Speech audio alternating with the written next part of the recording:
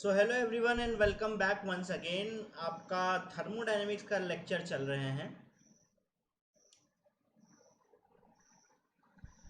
So hello guys and welcome back once again. Thermodynamics के lecture चल रहे हैं। 6 लेक्चर कंप्लीट हो चुके हैं और शायद 6 लेक्चर और लगेंगे। हम थर्मोडायनेमिक में आइसोथर्मल वर्क डन देख चुके थे। आज बारी है आइडियाबैटिक वर्क डन की और उसके बाद हम आगे एंट्रोपी के बारे में सेकेंड लॉ में पढ़ेंगे। ठीक है ना। तो हम स्टार्ट करते हैं थर्मोडायनेमिक्स का नेक्स्ट लेक्चर। काफ़ी इंटरेस्टिंग होने वाला है, ज़रा ध्यान से सुनना। ठीक है। हम लोग नेक्स्ट जो हमारा लीप होगा वो होगा एडियाबैटिक वर्क डन, है ना।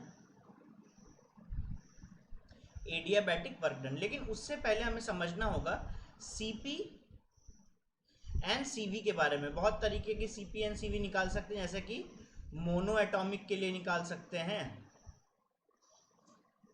डाई एटॉमिक के लिए निकाल सकते हैं, या लीनियर के लिए निकाल सकते हैं, है ना। या मान लो हम ट्राई एटॉमिक के लिए निकाल सकते हैं, जो कि कैसे होते हैं, नॉन लीनियर। ठीक है ना। ओके। तो हम सीपी सीवी के बारे में जानते हैं। तो कहानी देखो यहाँ से स्टार्ट होती है सीएम से, जिसको हम कभी कभी सी भी बुला लेते हैं। इन दोनों का ही मतलब है ना, या तो ये कह लो या तो ये कह लो, मोलर हीट कैपेसिटी। इसके बारे में हम पहले ही बात कर चुके हैं। जैसे कि फॉर एग्जांपल अगर मान लो हमारे पास कोई पिस्टन सिस्टम है, ठीक है ना। हमने यहाँ पे हीट दिया dq और हमने देखा यहाँ पे टोटल चेंज इन टेम्परेचर आया dt और अंदर मोल्स कितने हैं, n मोल्स हैं, है ना। तो हम लोग लिखते हैं कि यहाँ पे जो मोलर हीट कैपेसिटी के हिसाब से अगर dq लिखा जाए तो dq is equal to n into C into D T, ये लिखा जाता है। ये आप पहले भी एक बार देख चुके हो, है ना। तो ये है molar heat capacity.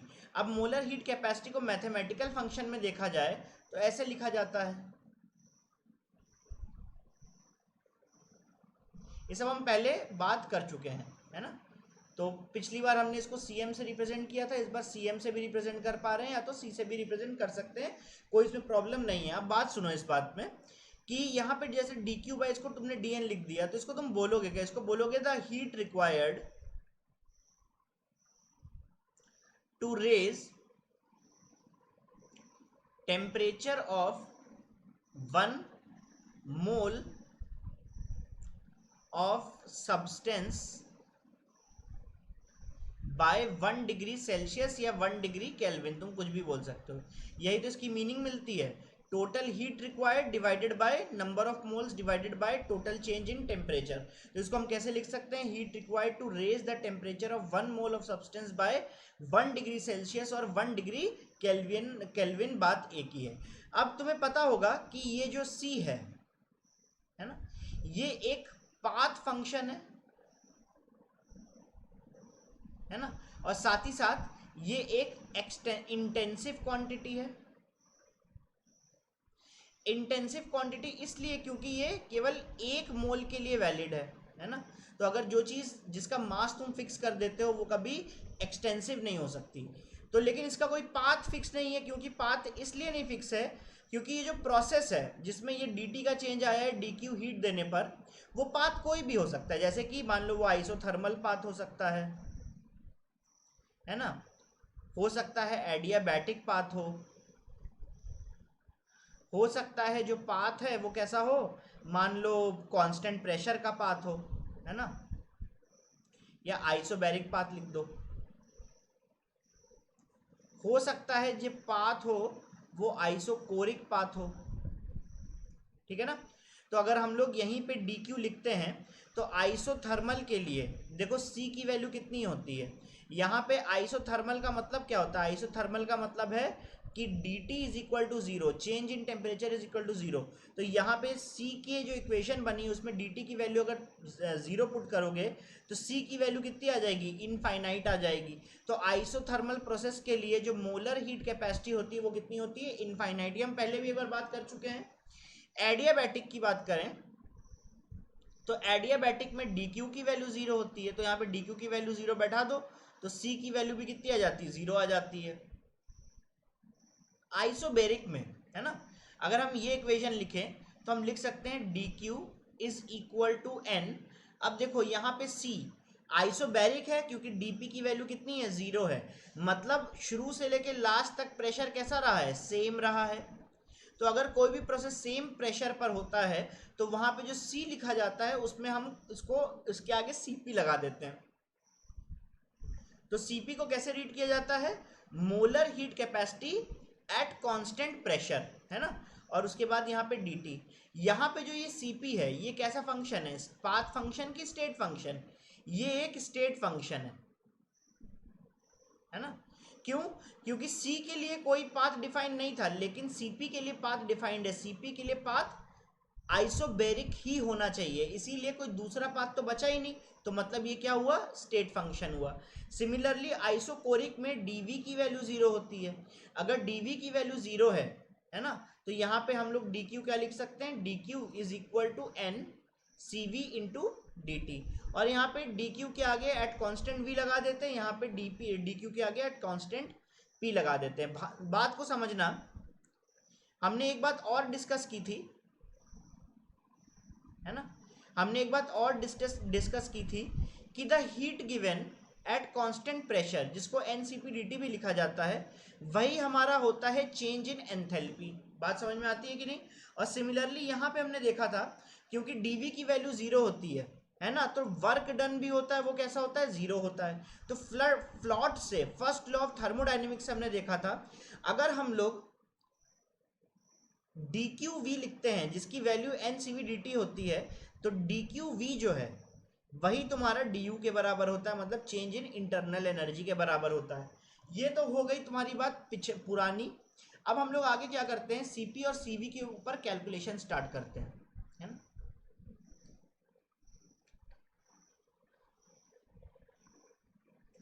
Derivations based on CP and CV, derivation based on CP and CV। हम सबसे पहले एक आइसोकोरिक सिस्टम लेते हैं। आइसोकोरिक सिस्टम में डीवी की वैल्यू कितनी होती है, जीरो, सही है ना। तो अगर हम लोग डीवी की वैल्यू जीरो पुट करते हैं तो बेसिकली हमें वर्क डन भी कितना मिलेगा, जीरो मिलेगा। भाई अगर एक पिस्टन है तुम्हारे पास में, यहाँ पे ये लॉक्ड है, ना तो ये ऊपर जा रहा है ना ही नीचे जा रहा है, तो डीवी चेंज इन वॉल्यूम कितना होगा, जीरो। और चेंज इन वॉल्यूम अगर जीरो होगा तो पी डीवी भी कितना होगा, जीरो, तो मतलब डी डब्ल्यू भी कितना होगा, जीरो। तो डीवी का मतलब जीरो रखने का मतलब ये हुआ कि डी डब्ल्यू भी कितना हो गया, जीरो हो गया। क्या ये बात समझ में आती है। और अगर डी डब्ल्यू जीरो हो गया तो अब हम इसमें फ्लॉट लगाएं, तो फ्लॉट क्या होता है,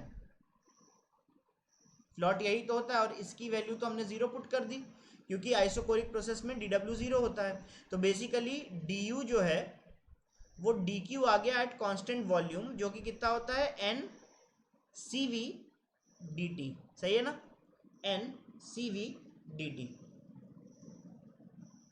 N C V D T. तो यहां से अगर हम सी वी निकालें तो सी वी क्या आ जाएगा, D U by N D T, ये आ जाएगा कि नहीं आ जाएगा। तुम्हें याद होगा कि हमने u के बारे में पढ़ा था कि u क्या होता है, f upon two into N into R into T. तो यहाँ पे हम लोग वैल्यू पुट कर देते हैं, d by N D T into F upon two into N into R into T, है ना। तो अगर हम इसको ब्रैकेट के बाहर लाएं तो यहाँ पे n और n cancel, f by two बाहर आ गया और dt बचा ऊपर और नीचे भी dt बचा, तो ये दोनों भी कैंसिल। तो बेसिकली जो CV है वो किसके बराबर आ गया, f अपॉन टू आर के बराबर आ गया। ये बात यहाँ समझ में आती है। तो हम नेक्स्ट पेज पे आते हैं। अगर हम CV को लिख सकते हैं f बाई टू आर, तो गैसेस तो बहुत सारी होती हैं, है ना, मोनो एटॉमिक हो सकती है, डाई एटॉमिक हो सकती है, ट्राई एटॉमिक हो सकती है ना। मोनो के लिए एफ की वैल्यू कितनी होती है? मोनो के लिए एफ की वैल्यू होती है 3, यहाँ पे एफ की वैल्यू होती है 5 और यहाँ पे एफ की वैल्यू होती है 6, ठीक है ना। तो मोनो के लिए CV की वैल्यू कितनी होगी? मोनो के लिए CV की वैल्यू होगी, यहाँ बस पुट कर दें तो 3/2 R, है ना। जैसे कि आर्गन गैस हो गया, हीलियम हो गया, उनके लिए CV की वैल्यू कितनी होती है? 3/2 R। तो CV की वैल्यू डाई एटॉमिक के लिए कितनी होती है? 5/2 R, है ना। और डाई एटॉमिक गैस जैसे कि O2, Cl2 and so on. अगर कोई ट्राई एटॉमिक गैस है ना, तो ट्राई एटॉमिक गैस के लिए कितना होता है? ट्राई एटॉमिक गैस जैसे कि O3, तो ट्राई एटॉमिक गैस के लिए 6/2 मतलब कितना? 3R। इतना समझ में आता है कि नहीं, है ना। तो सिमिलरली हमारा नेक्स्ट क्वेश्चन ये है। ओके, अब हमें क्या करना है? हमें प्रूफ करना है कि जो डेल एच है वो del U plus P delta V इसके बराबर है। हमें ये चीज़ प्रूफ करनी है। कैसे प्रूफ करेंगे? देखो, हम अगर फ्लॉट लिखें, और फ्लॉट भी कैसे लिखना है हमें? एट कांस्टेंट प्रेशर, है ना, एट कांस्टेंट प्रेशर।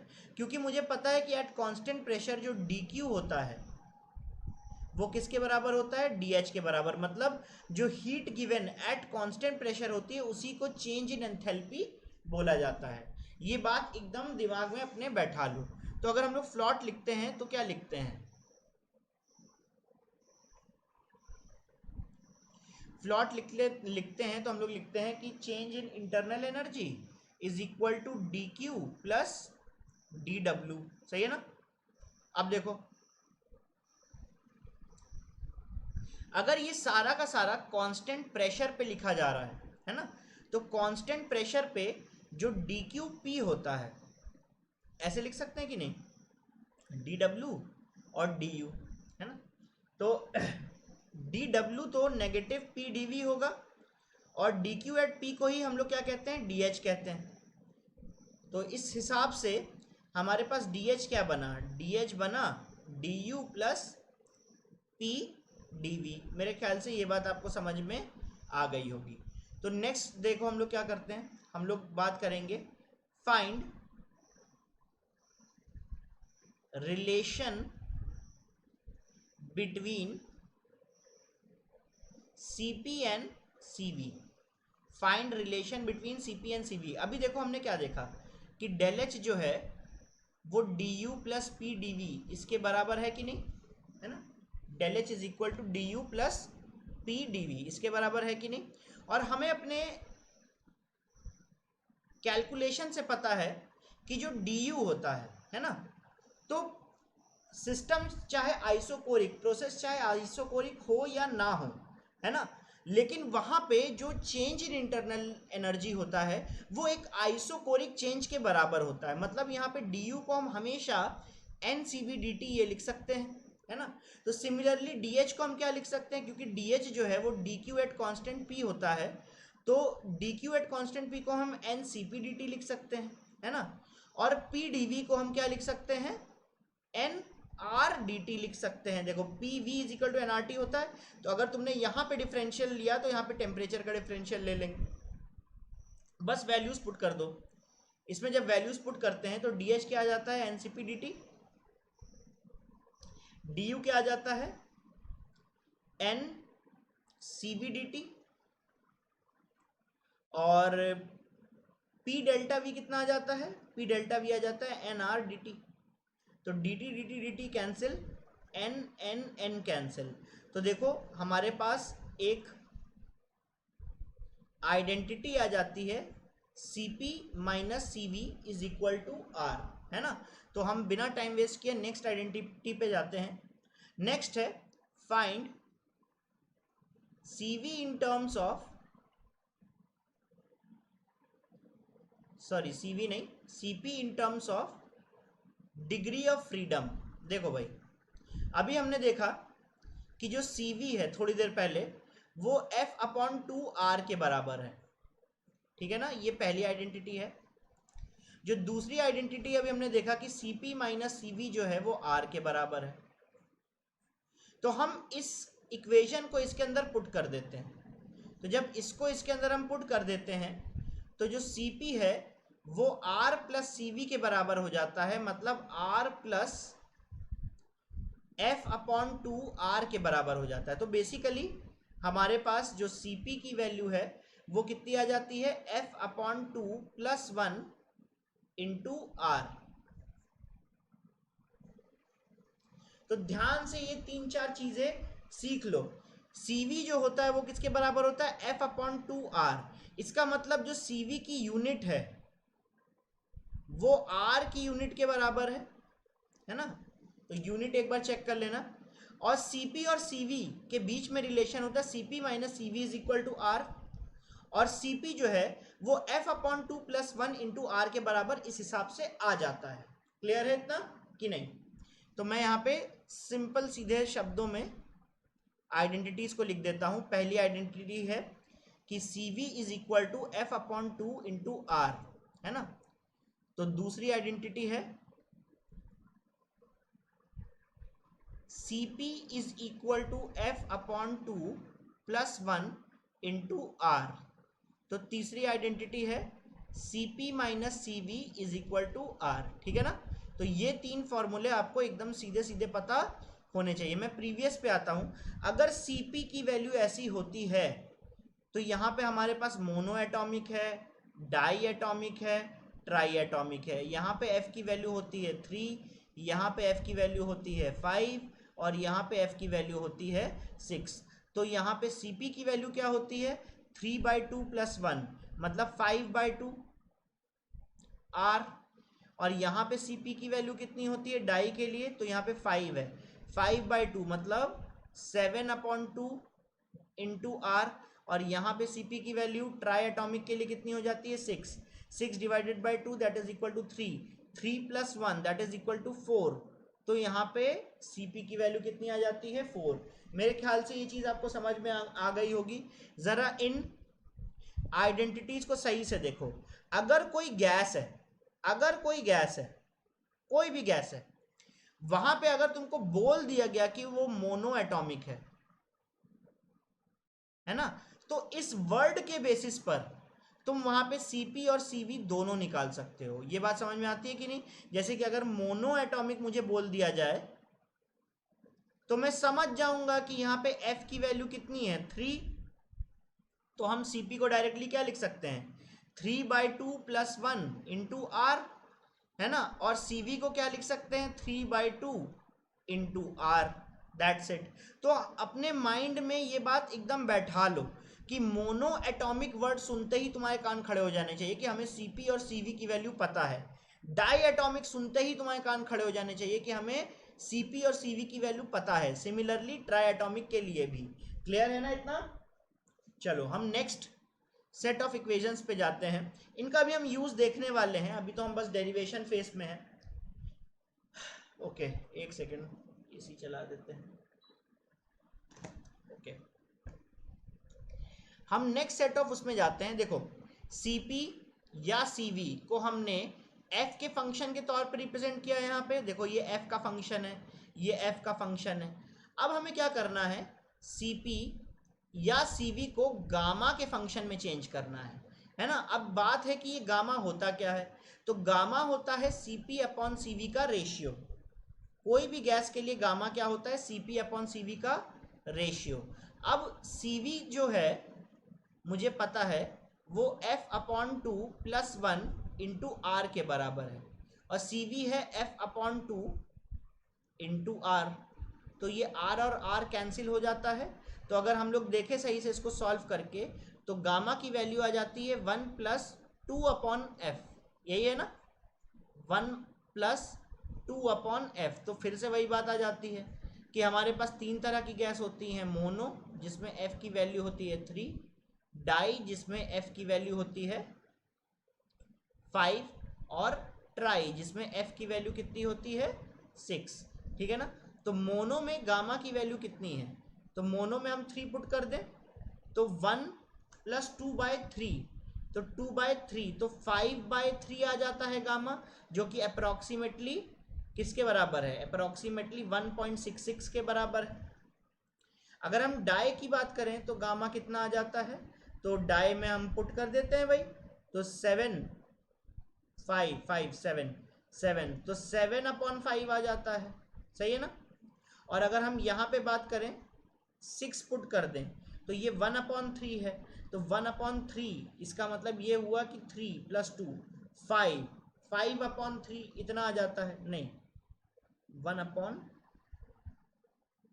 इसमें 6 पुट कर दें तो 6 पुट करने पे ये 1/3 आ जाता है, तो 3 + 1 4, तो गामा की वैल्यू यहाँ पर आ जाती है 4/3, जो कि अप्रोक्सीमेटली 1.33 के बराबर है। बात समझ में आती है कि नहीं, क्लियर है इतना, क्लियर है इतना, है ना। तो मेरे ख्याल से आपने गामा की वैल्यूज निकालना सीख ली है, सीपी और सीवी को एफ के टर्म्स में निकालना सीख लिया है ना। तो ध्यान देना, कोई भी गैस है, monoatomic, diatomic, triatomic, इस केवल नाम से ही तुम इसके बारे में सीपी की वैल्यू बता सकते हो, सीवी की वैल्यू बता सकते हो, इसके गामा की वैल्यू बता सकते हो। अब हमें क्या करना है, इस गामा के टर्म्स में सीपी और सीवी को बनाना है। तो बताओ ये काम कैसे होगा। देखो हम क्या करते हैं, सीपी और सीवी में f/2 तो आ ही रहा है, तो हम यहां से क्या करते हैं, f/2 की वैल्यू निकाल लेते हैं। यहां से देखो f/2 क्या है, f/2 है f/2 की जो वैल्यू है वो है 1/γ-1, सही है कि नहीं। यहां से देखो निकाल लो, f/2 = 1/γ-1। अब हम क्या करते हैं, नेक्स्ट पेज में आते हैं, प्रीवियस नहीं नेक्स्ट पेज। तो जैसे कि मुझे पता है CV = f/2 इंटू आर, है ना, f/2 इंटू आर। तो मुझे पता है कि f/2 का मतलब हुआ 1/γ-1, तो यहाँ पे r/γ-1 ये लिख सकते हैं कि नहीं,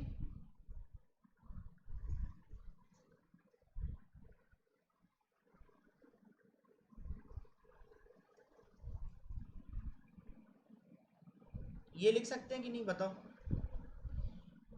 f/2 को जस्ट हमने यहाँ से रिप्लेस कर दिया, f/2 = 1/γ-1, तो हमने यहाँ से रिप्लेस कर दिया। तो CV can be written as f/2 into R is equal to r/γ-1। तो बेसिकली अगर हमें f पता है या गामा पता है तो हम CV निकाल सकते हैं, ठीक है ना।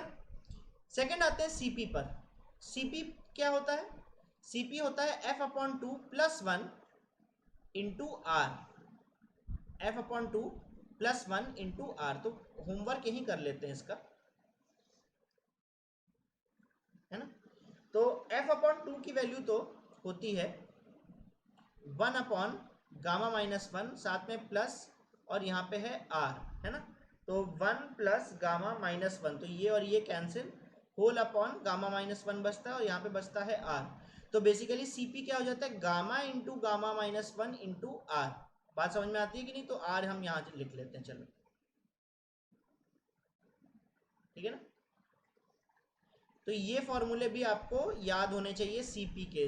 तो CP का इन टर्म्स ऑफ F फॉर्मूला आपको पता होना चाहिए, और CP का इन टर्म्स ऑफ गामा ये भी फॉर्मूला पता होना चाहिए। क्लियर है कि नहीं, is this very clear guys, okay. चलो अब हम आ सकते हैं एडियाबैटिक फंक्शंस पर। तो हम आते हैं एडियाबैटिक रिवर्सिबल प्रोसेसेस पर, एडियाबैटिक रिवर्सिबल प्रोसेस, है ना।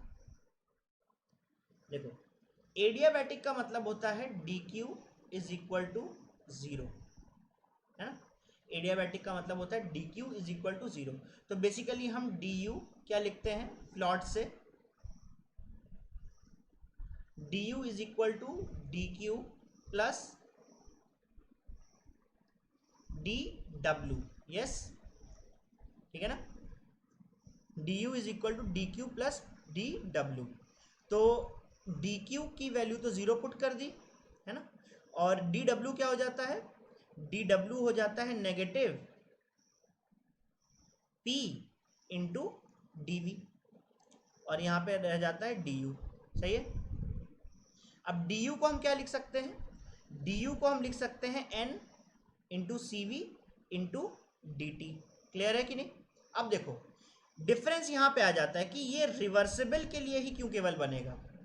Why this particular equation that we are going to solve is only for reversible process? That is because in the previous lessons we have learned that for irreversible process, है ना, external pressure is constant, external pressure is constant।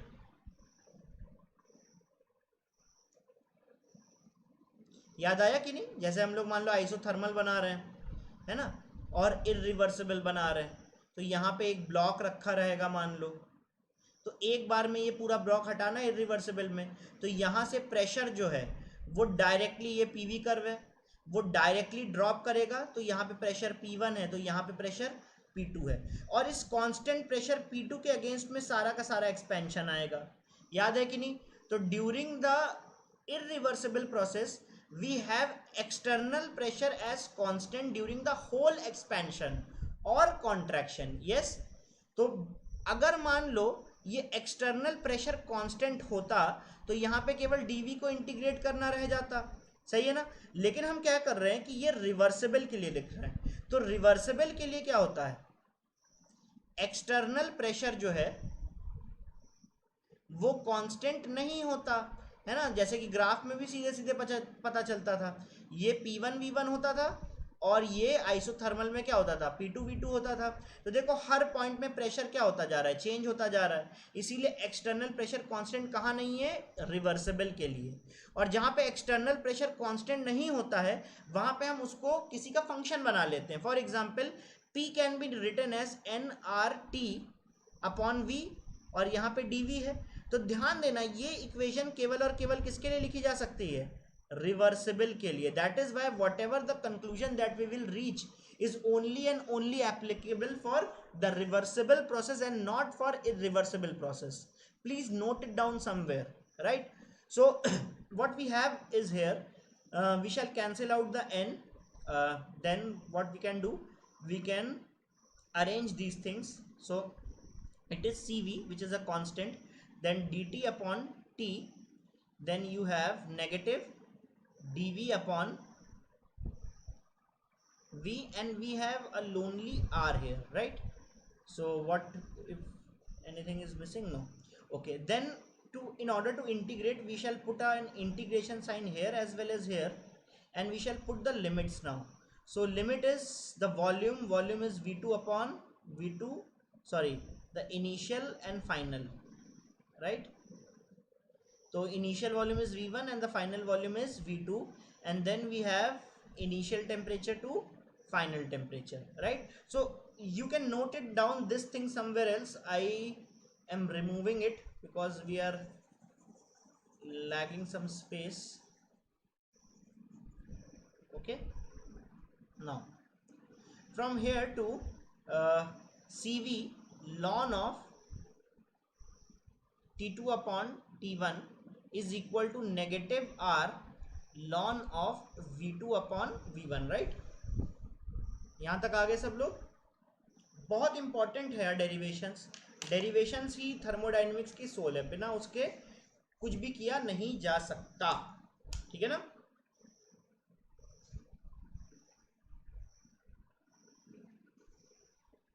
चलो यहाँ पे देखो, अब सी we ये लिख लिया। अब देखो हम इसको ऐसे लिख सकते हैं, ln of T2 upon T1 is equal to ln of V2 upon V1, और पावर में क्या चला जाएगा, नेगेटिव R अपॉन CV। सही है ना। हम जानते हैं कि CV जो होता है वो होता है R whole upon gamma minus 1। तो बेसिकली R अपॉन CV क्या होता है, R अपॉन CV होता है गामा माइनस 1, है ना। तो नेगेटिव R अपॉन CV क्या होता है, तो नेगेटिव R अपॉन CV होता है 1 माइनस गामा। तो बेसिकली लॉन ऑफ T2/T1, तो लॉन और लॉन कैंसिल, तो यहाँ पे T2/T1 रहता है इज इक्वल टू V2/V1 रहेगा, और यहाँ पे 1 माइनस गामा आ जाएगा। सही है कि नहीं? देखो इस कंक्लूजन को हम नेक्स्ट पेज पे लिखते हैं। तो यहाँ पे तुमने क्या लिखा, T2/T1 is equal to V2/V1 whole 1 minus gamma, यही लिखा है ना?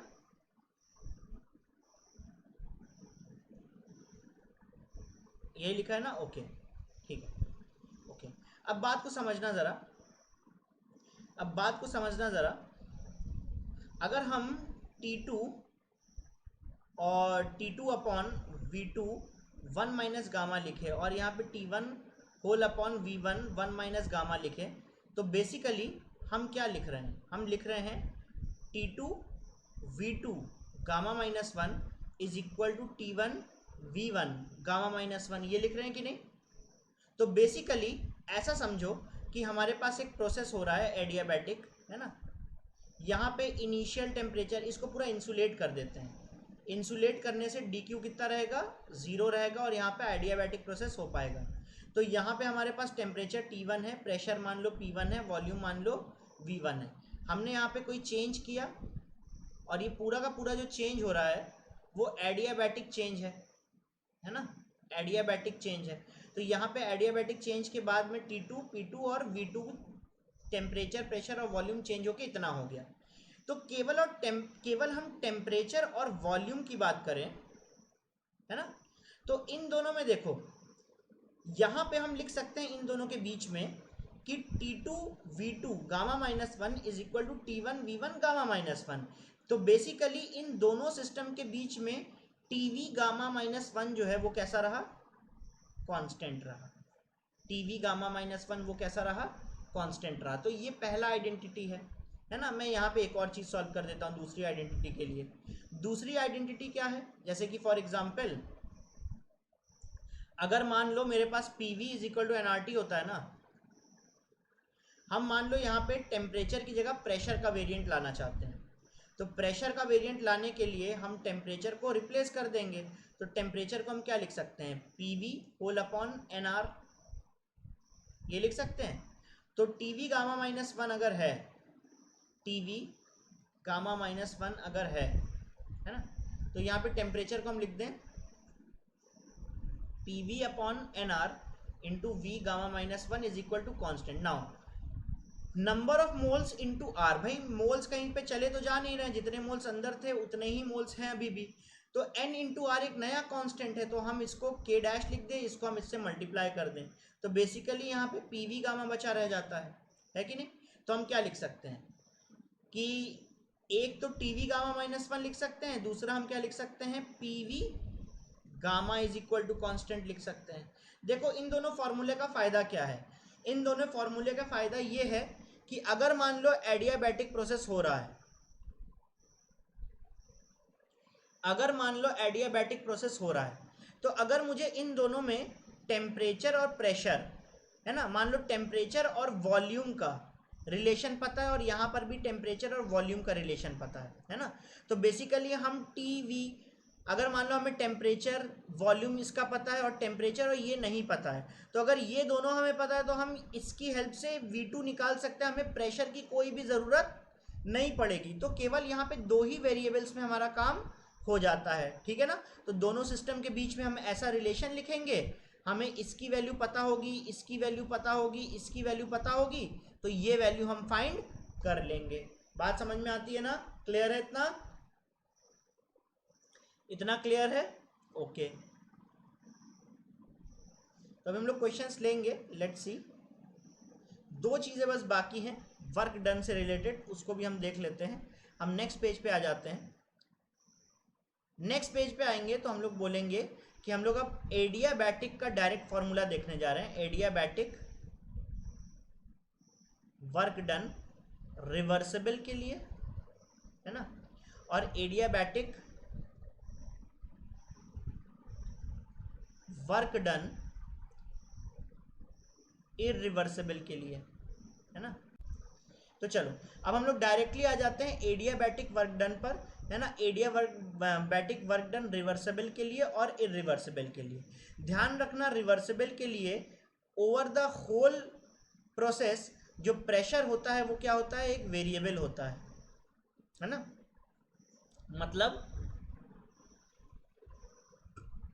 मतलब ये हुआ कि अगर हमने P1 V1 से स्टार्ट किया तो लगातार प्रेशर भी चेंज होगा वॉल्यूम के साथ में और हमें अल्टीमेटली एक फाइनल स्टेट मिल जाएगी।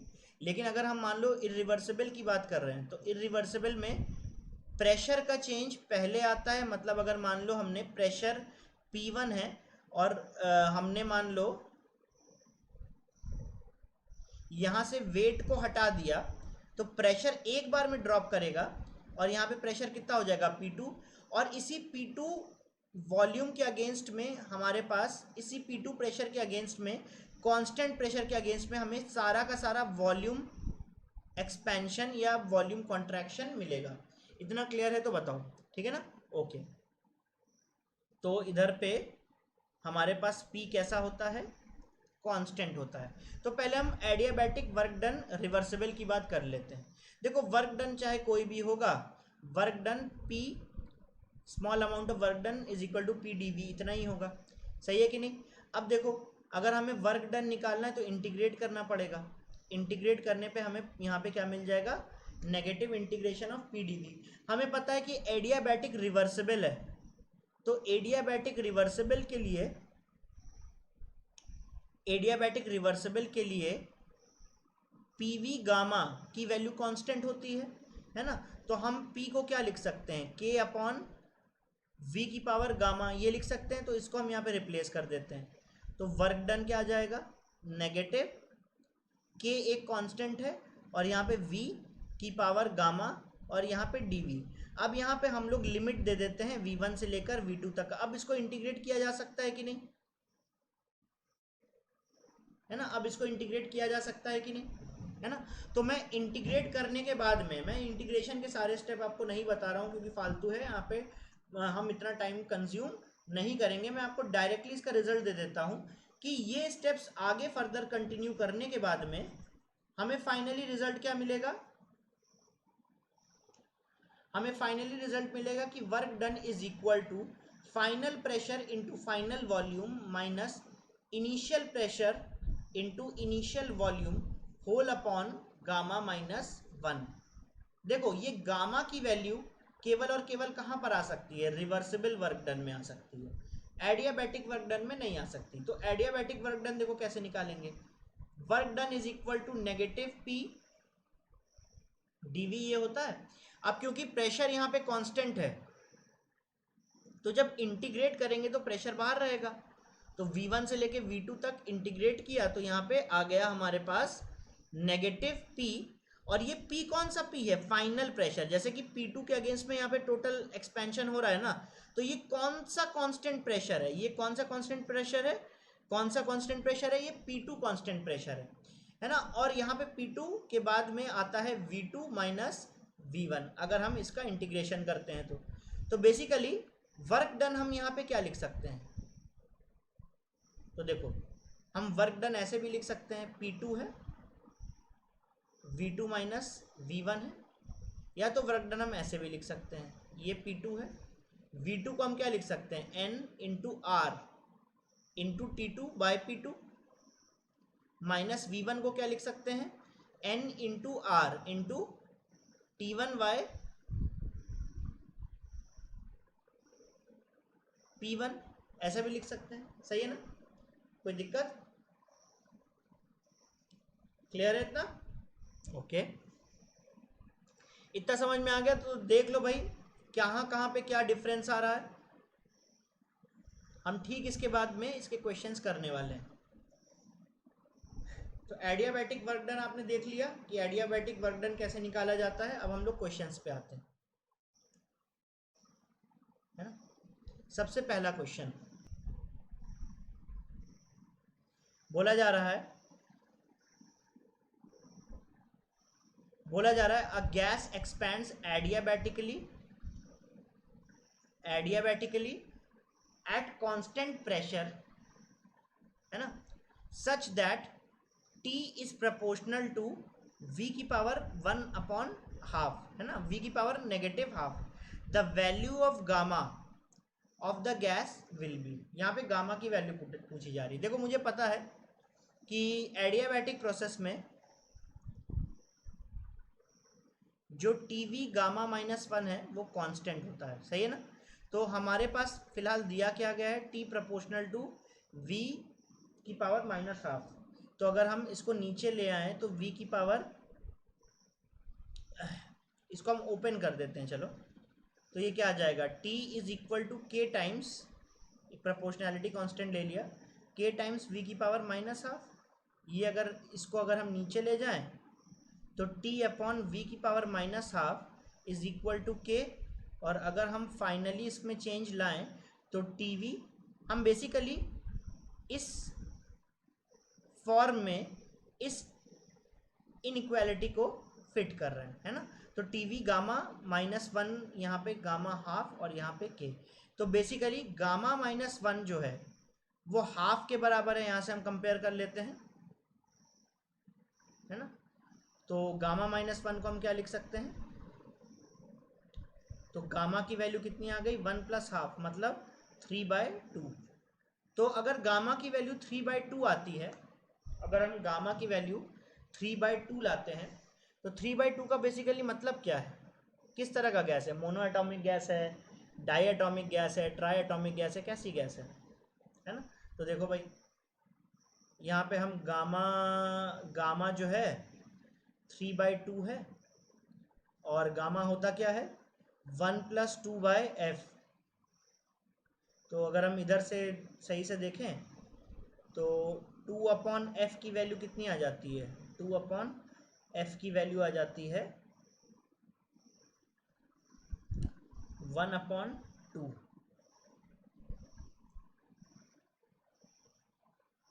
तो f की वैल्यू आ जाती है 4। देखो 4f की वैल्यू अगर आती है तो ये क्या होगा, एक मिक्सचर ऑफ गैस होगा, है ना, क्योंकि मोनो एटॉमिक के लिए f की वैल्यू 3 आती है, डाई एटॉमिक के लिए f की वैल्यू 4 आती है, ट्राई एटॉमिक के लिए f की वैल्यू 6 आती है। ये जो f की वैल्यू आ रही है ये 4 आ रही है, इसका मतलब यहाँ पे मोनो एटॉमिक गैस भी है और शायद diatomic triatomic gas भी है। तो हम लोग इसीलिए यहाँ पे कोई particular monoatomic, diatomic, triatomic ऐसा नहीं बता सकते। एक on an average degree of freedom यहाँ पे कितनी बैठ रही है, 4, मतलब ये मिक्सचर ऑफ गैस है ना। चलो नेक्स्ट पे आते हैं, इसको करें। देखो क्या लिखा गया है कि 1 mole of NH3 gas at 27 degree Celsius is expanded in reversible adiabatic condition to make volume 8 times। मतलब हमें बेसिकली क्या गिवन है, V2/V1 जो है वो 8/1 है, क्योंकि वॉल्यूम फाइनल जो है वो 8 टाइम्स ज़्यादा है, बोला गया है ना टू मेक वॉल्यूम 8 टाइम्स। ये एक हमें डेटा गिवन है, दूसरा डेटा हमें गिवन है कि गामा हमें गिवन है 1.33, जिसकी वैल्यू कितनी होती है 1.33 का मतलब क्या हुआ 1 + 1/3, तो 4/3, है ना। ये गामा की वैल्यू गिवन है, हमें फाइंड क्या करना है, फाइनल टेम्परेचर फाइंड करना है और वर्क डन फाइंड करना है। तो देखो जरा इनिशियल टेम्परेचर कितना है, इनिशियल टेम्परेचर है T1 जो कि कितना है 27 का मतलब 300 केल्विन, है ना। अब देखो जरा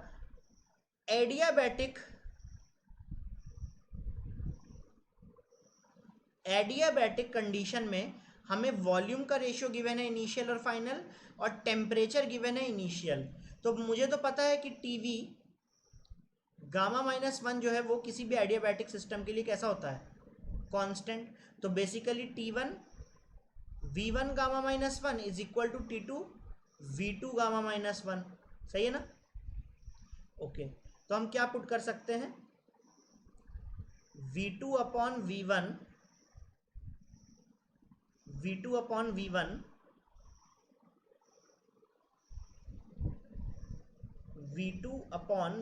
एक सेकेंड,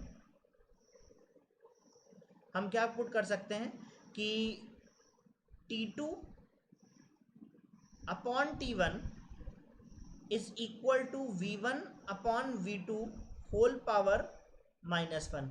अब यहाँ पे वैल्यूज पुट कर दो, V2 अपॉन V1 8 अपॉन 1 है, तो V1 अपॉन V2 क्या होगा 1 अपॉन 8। गामा की वैल्यू है 4 अपॉन 3, तो gamma 4 upon 3 minus 1 is equal to T1 की वैल्यू कितनी है, T1 है 300, तो हमें यहाँ से क्या T2 की वैल्यू मिल जाएगी, है ना। तो T2 की वैल्यू हम कितनी निकाल लें, ये 3 है, 3 माइनस 1,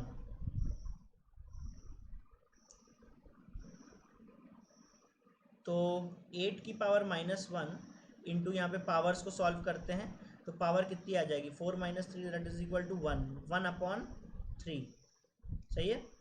और 1 अपॉन 3, तो 2 8 को क्या लिखा जा सकता है, 2 की पावर 3 लिखा जा सकता है कि नहीं, 2 की पावर 3, तो ये 3 और 3 कैंसिल, तो यहाँ ये कितना आ गया 1 अपॉन 2, और अगर ये 1 अपॉन 2 आ गया तो ये कितना आ गया T2 होल अपॉन 300, तो T2 की वैल्यू आ गई 150 केल्विन। तो 150 केल्विन मतलब आंसर ये हो सकता है या तो आंसर ये हो सकता है, सही है ना। तो हम नेक्स्ट पार्ट में हम क्या निकालेंगे, हीट निकालेंगे। तो फाइनल टेम्परेचर याद रखना कितनी आ गई, फाइनल टेम्परेचर आ गया, हम यहाँ लिख लेते हैं कि T2 इज इक्वल टू हम 150 निकाल चुके हैं, 150 केल्विन। ठीक है, चलो हम ये पूरा रब कर देते हैं क्योंकि हम इसका नेक्स्ट पार्ट सॉल्व करने जा रहे हैं।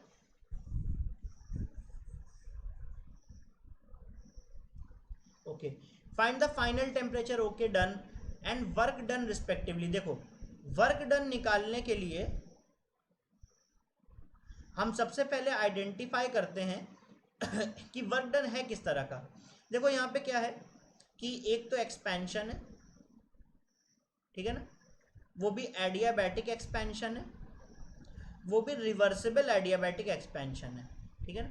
तो मुझे पता है कि रिवर्सिबल एडियाबैटिक एक्सपेंशन के लिए हम लिख सकते हैं P2 V2 minus P1 V1 whole upon gamma minus 1, सही है ना। तो P2 V2 को हम क्या लिख सकते हैं nRT2, है ना, और P1 V1 को क्या लिख सकते हैं nRT1। तो यहाँ पे nr कॉमन ले लेंगे तो ये बचा रह जाएगा, और नीचे क्या आ जाएगा गामा माइनस 1, बस कुछ नहीं वैल्यूज पुट कर दो आ जाएगा आंसर। n की वैल्यू कितनी है 1 मोल, r की वैल्यू कितनी है, देखो आंसर कैलोरी में दिया गया तो r की वैल्यू हम क्या लेंगे ऑलमोस्ट अप्रोक्सीमेटली 2। T2 कितना लेंगे, T2 हमने निकाला है अभी कितना 150 निकाला है, तो T2 हम ले लेते हैं, चलो 150 माइनस T1 कितना ले लेते हैं, गामा की value gamma gamma gamma gamma gamma दिया हुआ है हमें 4 अपॉन 3, तो 4 अपॉन 3 माइनस 1 भी तो है, तो 4 अपॉन 3 माइनस 1 कितना हुआ 1, 1 अपॉन 3, ठीक है ना, 1 अपॉन 3। तो सॉल्व करो इसको, कितना आया ये नेगेटिव 150 आया, नेगेटिव 150 इंटू 2, तो नेगेटिव 300, नेगेटिव 300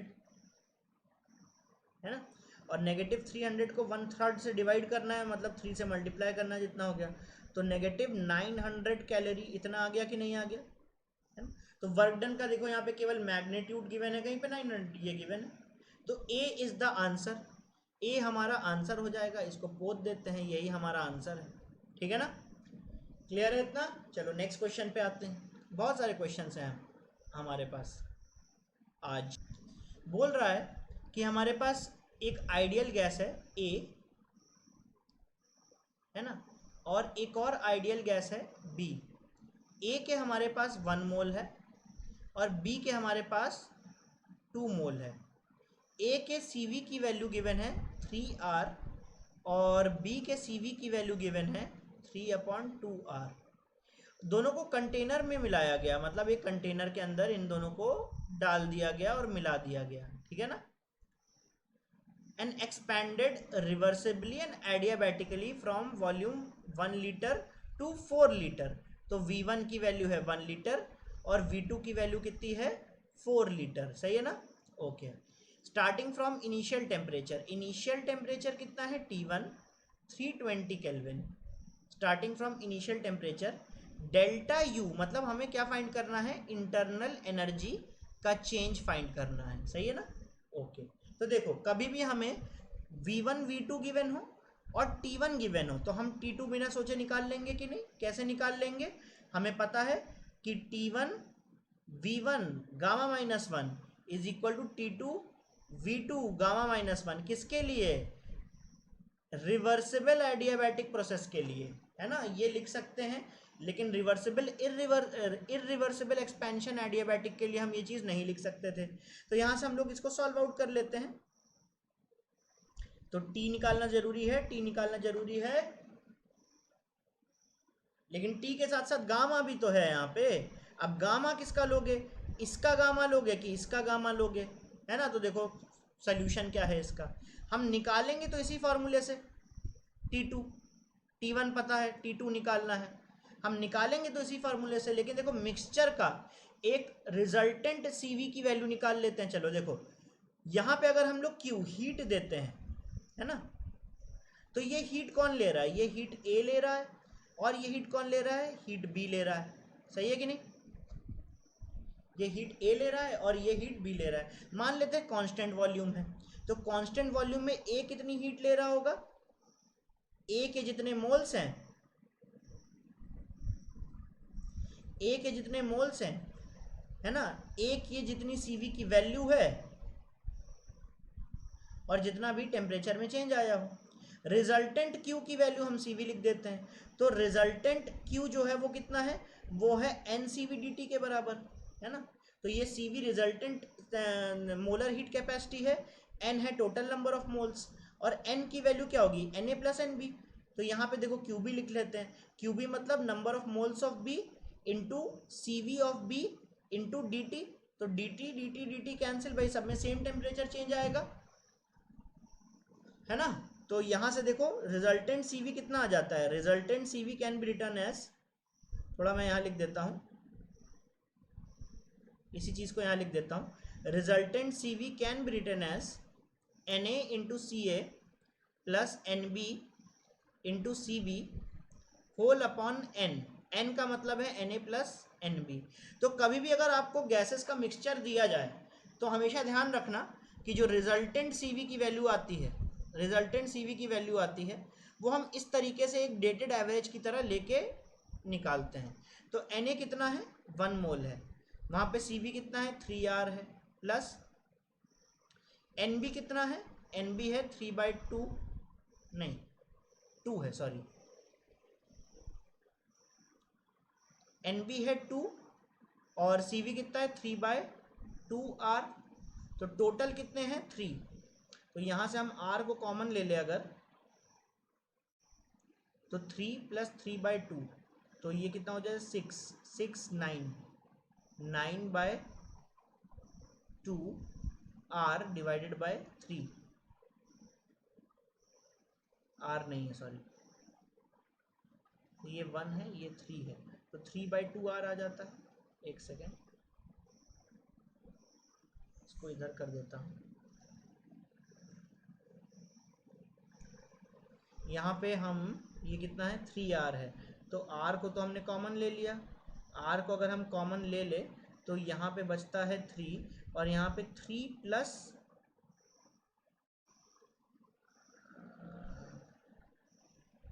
2 और 2 कैंसिल, तो 3 1 into 3R 1 into 3R 2 into 3/2R। तो R अगर हमने कॉमन ले लिया, ओके, तो यहाँ पे देखो क्या बचता है? 3R, और यहाँ पे कितना है? 3/2। तो ये 2 और 2 कैंसिल, तो यहाँ पे 3R और यहाँ पे 3R, टोटल कितने हो गए? 6R, है ना। तो R तो हमने पहले ही कॉमन ले लिया था, यहाँ पे क्या हो जाता है? केवल 2 बचा रह जाता है। तो हमारे पास यहाँ पे रिजल्टेंट इस फॉर्मूले से निकाल सकते हैं डेटेड एवरेज की तरह। तो हमारे पास इधर पे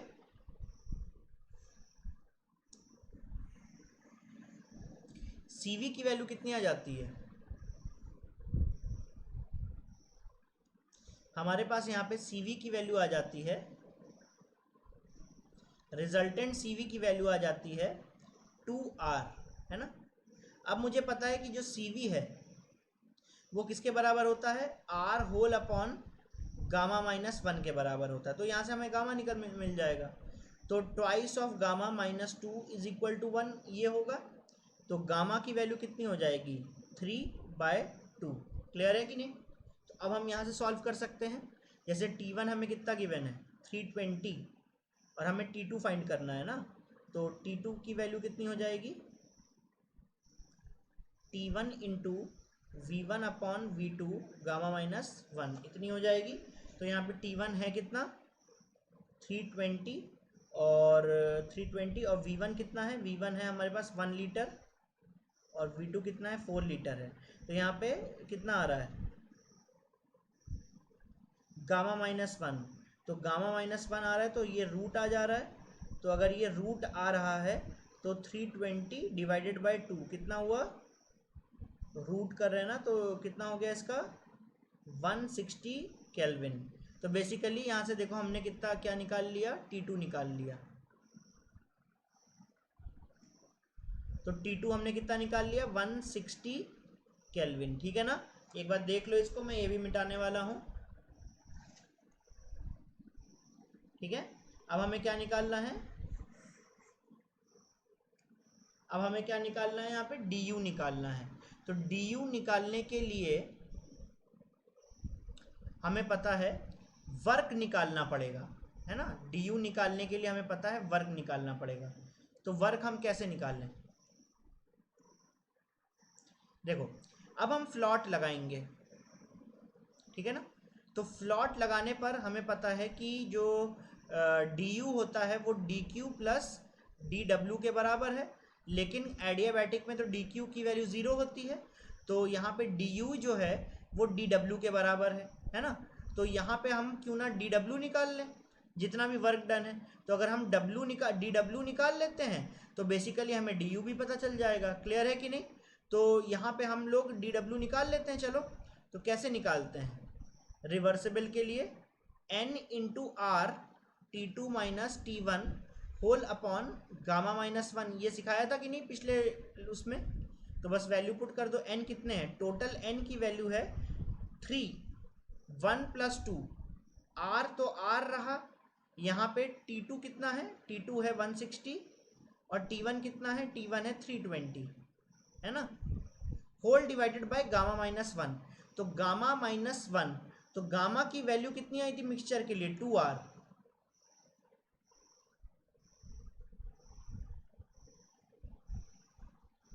गामा की वैल्यू कितनी आई थी ट्वाइस ऑफ r, है ना, नहीं सॉरी, गामा की वैल्यू आई थी 3/2, तो 3/2 माइनस 1, तो 3/2 माइनस 1, ठीक है ना। तो 3/2 को माइनस 1, इसको हम सॉल्व अगर करें तो यहाँ पे हमारे पास कितना आ जाएगा 160, ये नेगेटिव 160 है, तो negative 3 160 r, negative 3 into 160 r whole divided by 3 minus 2 1, 1 divided by 2, तो यहाँ पे इंटू 2, तो कितना आ जाता है